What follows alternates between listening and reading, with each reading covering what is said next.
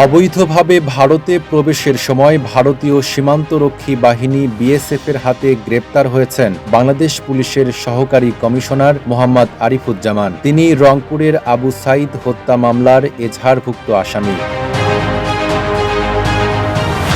শনিবার সন্ধ্যায় অবৈধভাবে সীমান্ত পেরিয়ে পশ্চিমবঙ্গের উত্তর ২৪ পরগনার স্বরূপনগরে প্রবেশের চেষ্টা করেন। এ সময় হাকিমপুর সীমান্ত চৌকিতে টহলরত বিএসএফের ১৪৩ নম্বর ব্যাটালিয়নের সদস্যরা তাকে আটক করেন। পরে জিজ্ঞাসাবাদ শেষে স্বরূপনগর থানার পুলিশের হাতে তুলে দেওয়া হয়। তার বাড়ি নীলফামারী জেলার শাহীপাড়া এলাকায়।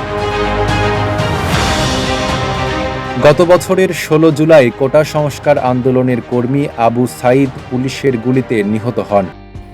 Admission open at Uttara University. এ ঘটনায় পুলিশ কর্মকর্তা আরিফুজ্জামানের নাম আসামি তালিকায় উঠে আসে। তিনি ময়মনসিংহের এপিবিএন ২-এ কর্মরত ছিলেন। তবে গত ১৪ অক্টোবর থেকে বিনা অনুমতিতে কর্মস্থলে অনুপস্থিত থাকায় তাকে সাময়িক বরখাস্ত করা হয়।